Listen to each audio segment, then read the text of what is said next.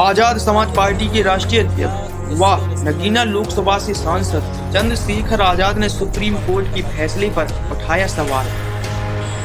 आज ये बहस हो रही है कि क्या एससी और एसटी वर्ग में जिन लोगों को आरक्षण का फ़ायदा मिल गया है उनके बच्चों को आरक्षण का फ़ायदा नहीं मिलना चाहिए, क्योंकि सुप्रीम कोर्ट ने आज एक इससे जुड़ा एक फ़ैसला दिया। हमारे साथ हैं आज़ाद समाज पार्टी के राष्ट्रीय अध्यक्ष और लोकसभा सांसद चंद्रशेखर आज़ाद जी, सुप्रीम कोर्ट कह रही है कि एससी और एसटी वर्ग में उपवर्गीकरण होना चाहिए, सब क्लासिफिकेशन होना चाहिए, जिनको मिल गया उनको फ़ायदा क्या वंचित रखा जा सकता है, इस पर विचार होना चाहिए। हाँ, इसके लिए फिर आंकड़े जुटाने की ज़रूरत है, किनको मिल गया किनको नहीं मिला, उसके लिए जातिगत जनगणना की ज़रूरत है। साथ साथ जो है इस फैसले को देने वाले जजों में कितने एससी एसटी के हैं इसकी जानकारी करना बहुत जरूरी है, क्योंकि एससी एसटी के दर्द को एससी एसटी से बेहतर कोई नहीं समझ सकता, क्योंकि वो झेलता है। एक आदमी दूर से बैठ के किसी दर्द को महसूस करता है, एक आदमी उसको झेल के आता है। तो इसमें एससी एसटी कितने जज थे, जिन वकीलों ने सपोर्ट किया वो उसमें एससी एसटी कितने थे, किन पार्टी जुड़े हुए थे, इन्होंने इसको अपोज किया उनमें कितने एससी एसटी जुड़े हुए थे, वो कौन सी पार्टी जुड़े हैं, उनका मकसद क्या है, इन सब चीज़ों को समझे बगैर और पूरे फैसले को पढ़े बगैर, पूरे तथ्यों को जाने बगैर जस्टिस बेला द्विवेदी ने इसको अपोज किया है। मैं नहीं कर रहा हूँ, जस्टिस बेला द्विवेदी ने किया, वो भी जो है सीनियर जज है हमारे यहाँ पे सुप्रीम कोर्ट में। साथ साथ ये कॉन्स्टिट्यूशन के आर्टिकल 341 का वायलेशन हो रहा है। सब चीज़ों को ध्यान में रखते हुए और जो पहले होता आया, मेरी सुप्रीम कोर्ट का मैं बड़ा सम्मान करता हूँ, लेकिन मैं महसूस करता हूँ कि जो एससी एसटी को मिला है क्या उसकी मॉनिटरिंग कभी हुई है। देखिए, स्पेशल कंपोनेंट प्लान का पैसा 14,000 से 14,732 करोड़ रुपए कर्नाटक में लगा दिया गया, अन्य जो गारंटी दी थी उनमें, और यहाँ 95 करोड़ रुपए लगा दिया गया मध्य प्रदेश में पशुओं जानवरों के ऊपर। सवाल ये है कि एससी एसटी के हितों की मॉनिटरिंग सुप्रीम कोर्ट करता है। सुप्रीम कोर्ट में एससी एसटी कितने जज हैं, कितने यूनिवर्सिटियों के छात्र एससी एसटी के हैं, कितने ईडी सीबीआई जो संस्थाएं हैं हमारी उनके हेड एससी एसटी के हैं, कितने जो हैं ये सेंट्रल सेक्रेटरीट में कितने एससी एसटी कर्मचारी हैं, इसकी क्या जानकारी सुप्रीम कोर्ट को है, क्या इनको मॉनिटरिंग कर रही है। आपने फैसला दिया था रिजर्वेशन प्रमोशन लागू होना चाहिए, आर्टिकल 16 आप ही का फैसला है, तो आपने उसको क्या है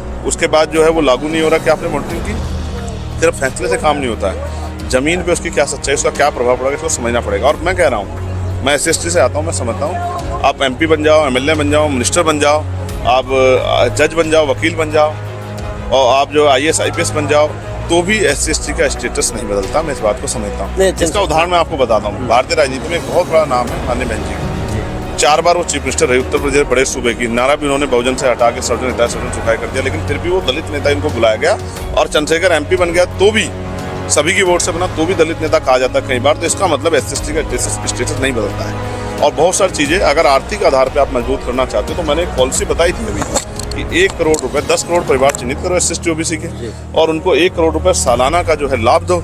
ये उनके बजट जो उनका 25% जो उनकी जनसंख्या है उसके आधार पर बजट का जो है ये 20% भी नहीं बैठता। तो हर साल जो है एक योजना में कम से कम 10 करोड़ परिवार अपने पैरों पे खड़े हो जाएंगे, गरीबी रेखा से ऊपर आ जाएंगे। तो अगर आप बदलना ही आर्थिक मदद करना चाहते हो तो सरकारों पे जोड़ दो कि वो जो बजट्स में से बराबर की हिस्सेदारी उनकी संख्या के आधार पर वो तो करते नहीं। तो मैं आप समझता हूँ एक समय आ गया all India judicial service commission अब लागू हो, और सबसे पहला वर्गीकरण जो है सुप्रीम कोर्ट से शुरू हो। साथ साथ कुछ ही परिवारों को कब्जा नहीं रहना चाहिए।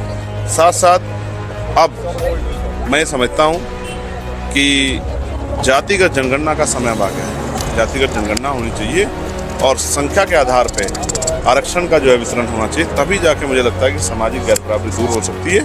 और जो ताकत मिली है एससी एसटी को, और वो एट्रोसिटी एक्ट कितना कमजोर हो गया, उस पर कोई काम ही नहीं होता। चंद्रशेखर जी, आपने विस्तार से बात रखी, बस केवल एक और सवाल पूछूंगा आपसे। अगर बहस के लिए मैं आपसे पूछूं, चर्चा के लिए, कि अगर किसी राज्य का कोई मुख्यमंत्री बना और उसके बच्चे को भी आरक्षण मिलना, क्या आपको लगता है कि तर्कसंगत है? कि कोई किसी सर्वोच्च न्यायालय में चीफ जस्टिस बना, उसके बेटे को भी क्या जज बनना तर्कसंगत है? क्या उसके पोते को भी, उसकी पोती को भी, उसके दामाद को भी, उसकी जो है भाई को भी क्या जज बनना तर्कसंगत है? क्या ये डेमोक्रेसी है? मैं फिर आपसे कहूँगा, जो लोग सक्षम हो गए हैं वो तो स्वतः इस बात से को डिनाई कर देते हैं, लेकिन जो हाथे पड़े NFS जो हो रहा है, क्या सरकार और सुप्रीम कोर्ट जवाब दे सकती है? NFS का मतलब क्या? Not for suitable.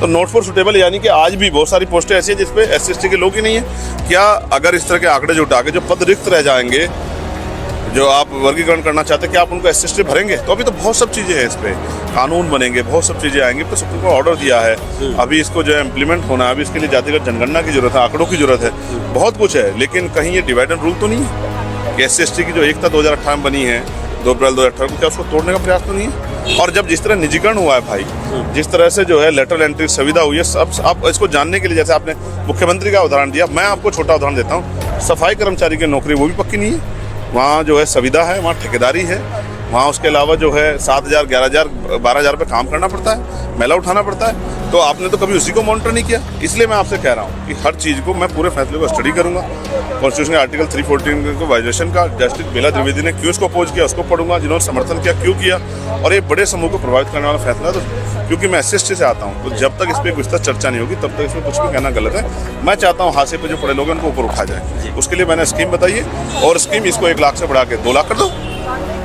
तो 2 अवसर। लेकिन SC ST के लोगों को सरकारें कितने अवसर दे रही है, कितना जो है क्लास 1 में पूरा हुआ है, कितना 2 में, 3, 4 में रिजर्वेशन पूरा हुआ है, इसको भी जवाब देना चाहिए। तो आंकड़े सरकारों के पास और सुप्रीम कोर्ट के पास नहीं है, उसके बगैर फैसले हुए हैं, इसलिए बहुत कुछ देखना पड़ेगा तब फैसले होंगे। बहुत बहुत शुक्रिया। तो ये पेचीदा मामला है, इतना सीधा मामला नहीं है, और इस पर बहुत चर्चा की ज़रूरत है, क्योंकि इसमें कई सवाल जुड़े हुए हैं, ये कहना है चंद्रशेखर आज़ाद का। नई दिल्ली से प्रशांत, NDTV इंडिया।